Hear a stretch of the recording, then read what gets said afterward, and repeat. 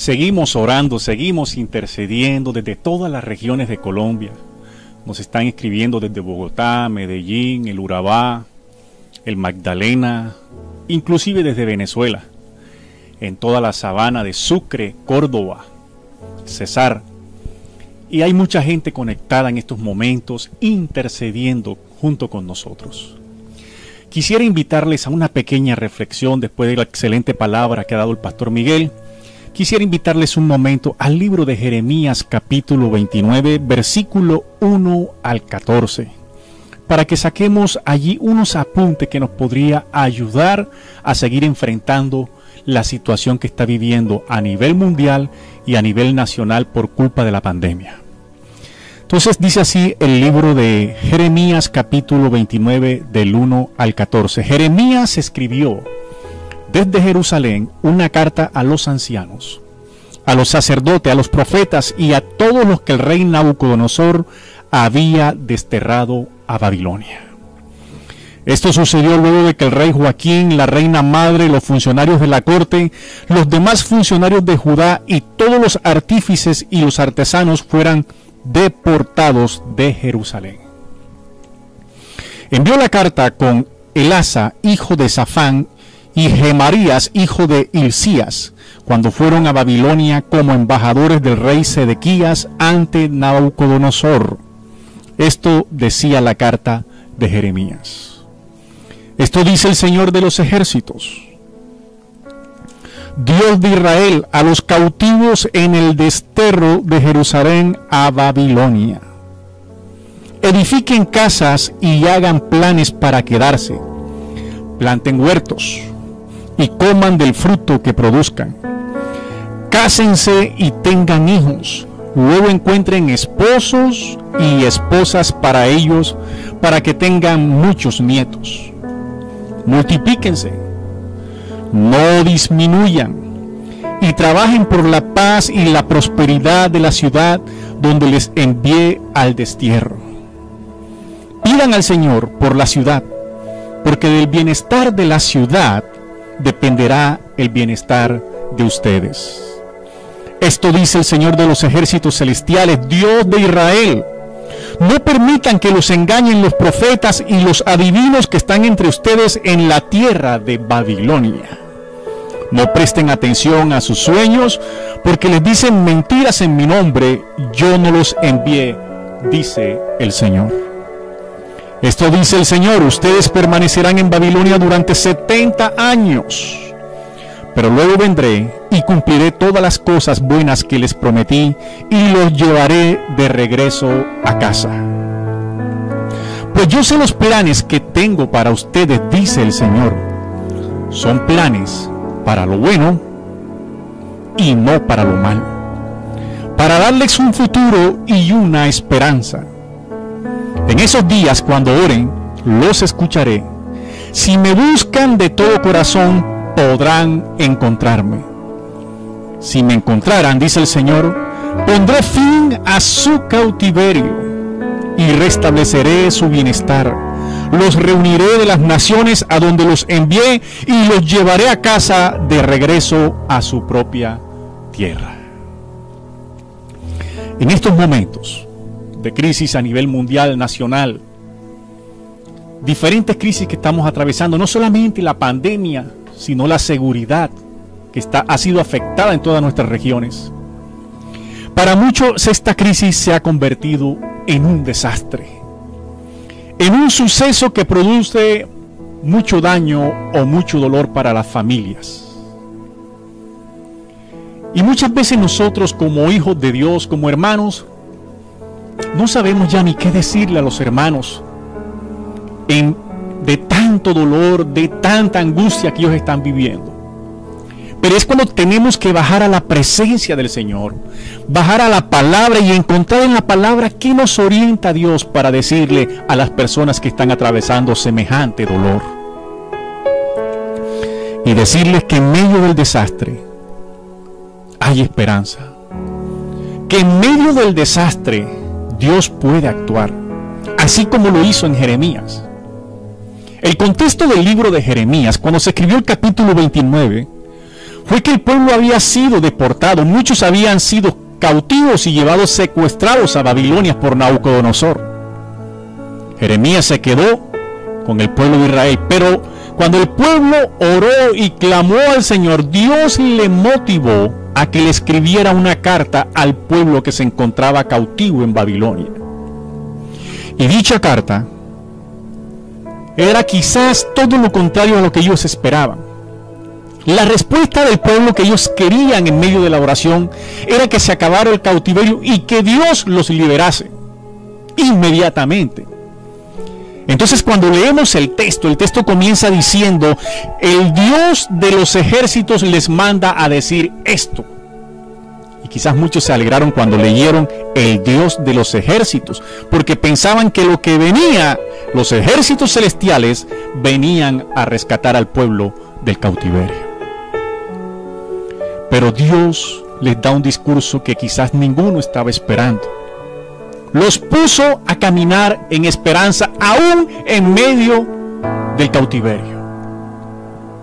Y muchas personas hoy también piensan igual. ¿Qué está pasando? ¿Será que el Señor sí escucha nuestras oraciones? ¿Será que Dios sí nos está escuchando desde su trono? Dios sí nos está escuchando. Dios sí está respondiendo todas nuestras oraciones. Solamente que muchas veces no responde como nosotros quisiera que nos respondiera. Y Dios les dice 4 cosas puntuales. Quizás usted en el texto puede encontrar más cosas, pero yo quisiera resaltar solo 4 cosas puntuales. Lo primero que el Señor le dice a ellos es: en medio del desastre yo les doy alicientes. Y comienza desde el capítulo 4, desde el versículo 4 al versículo 7, a decirle: edifiquen casas, hagan planes para quedarse, planten huertos y coman del fruto que produzcan. Parece paradójico, pero en medio de ese desastre, en medio de ese dolor, Dios les dice a ellos: planten, caminen en esperanza, construyan. No les respondió como ellos quisieron que les respondiera. Les respondió algo contrario quizás a lo que ellos esperaban. Pero los planes de Dios son perfectos. Y muchas personas quizás hoy están esperando que Dios les responda de una sola manera en medio de semejante tragedia, en medio de semejante desastre. Pero solo Dios sabe lo que es mejor para nosotros. Y también Dios les dice: piensen por un momento en las otras generaciones. Piensen en sus hijos. Dice: cásense y tengan hijos. Luego encuentren esposos y esposas para que ellos tengan muchos nietos. Multiplíquense, no se disminuyan. Paradójicamente, Dios, en medio del desastre, en medio de semejante crisis, ya está pensando en la nueva generación, en la tercera generación. Los manda a tener hijos y nietos.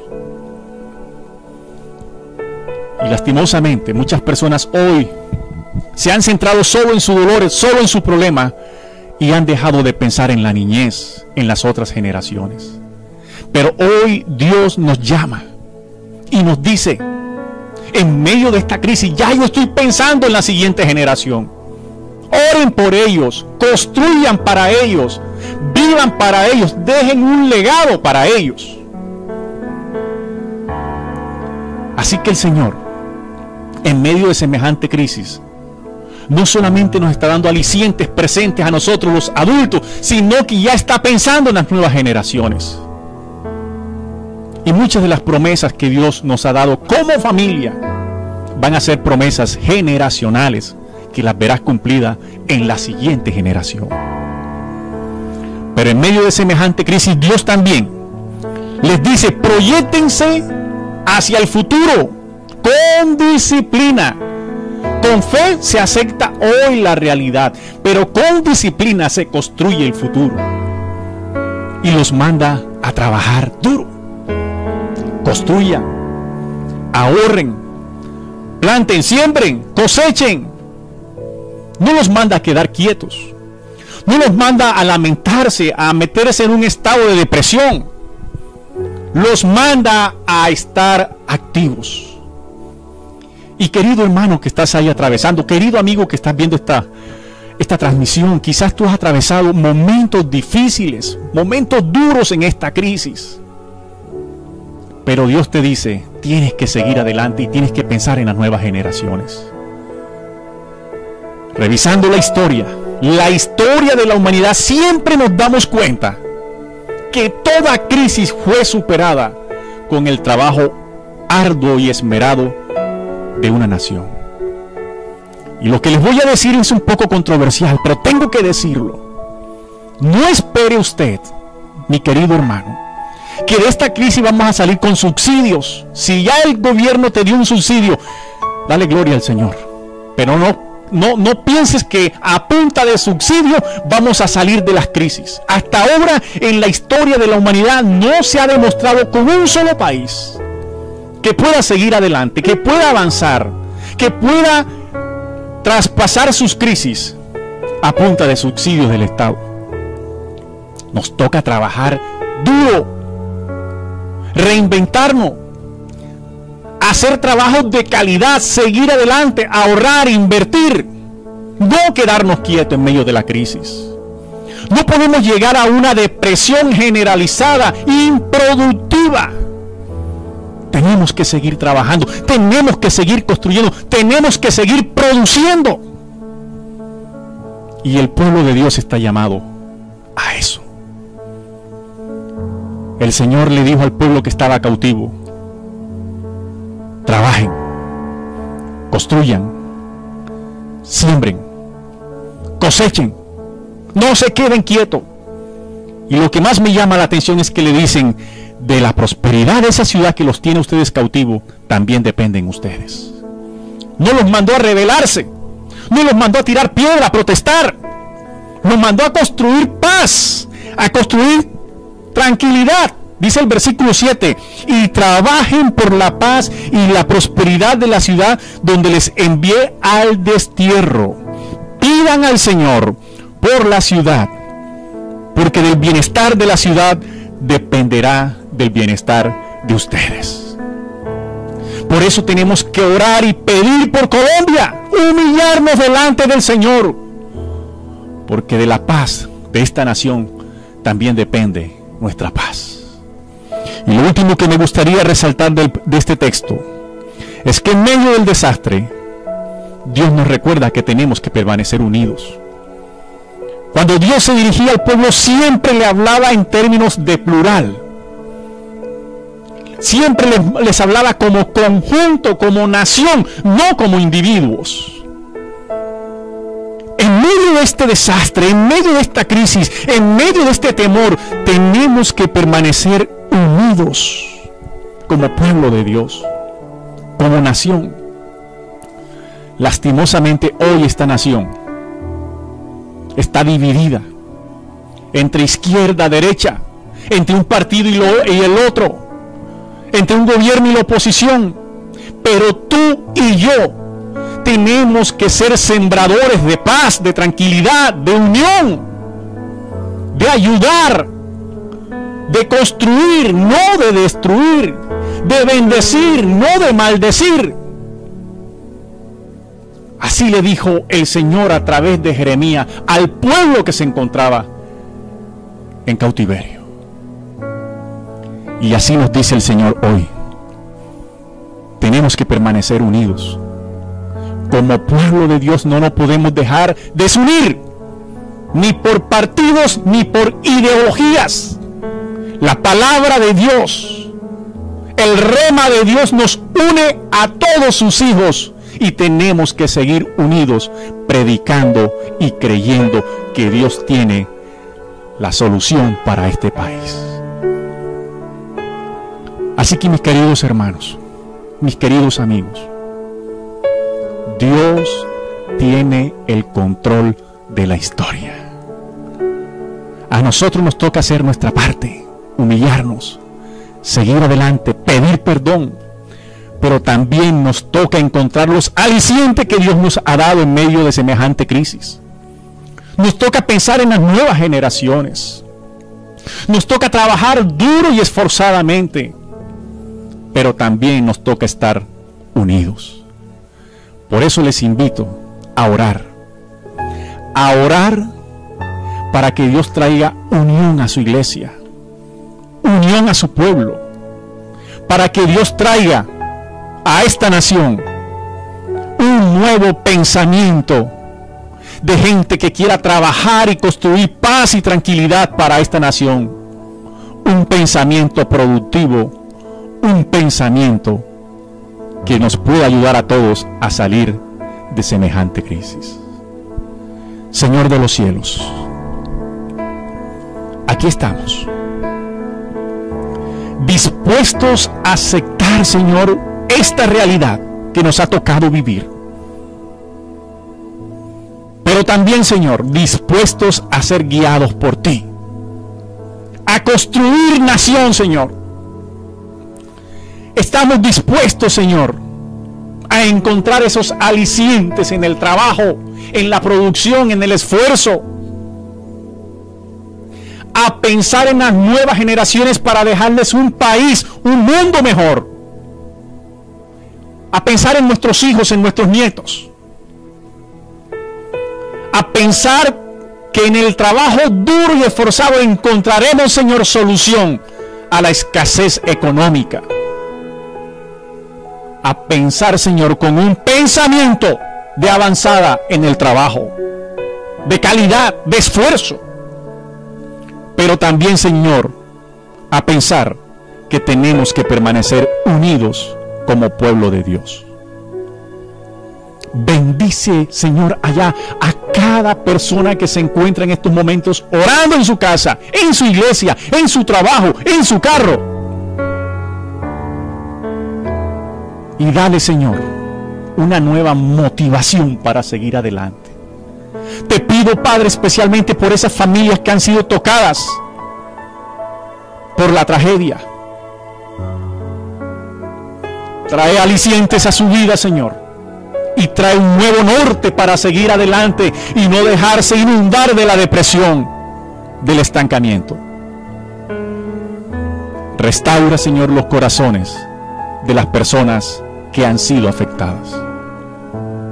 Todo esto lo pedimos, Señor, sabiendo que tú nos escuchas.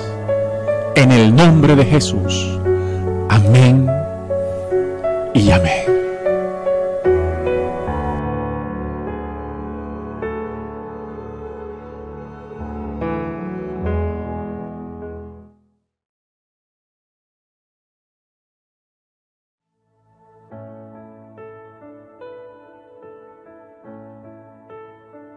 Cuán grande abismo entre nosotros, cuán alto monte falla escalar.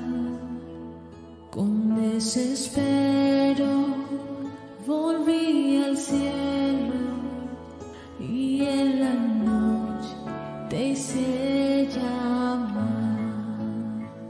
Allí en lo oscuro tu amor profundo cruzó la sombra y me alcanzó, y has consumado el vino escrito. Mi esperanza está en Jesús.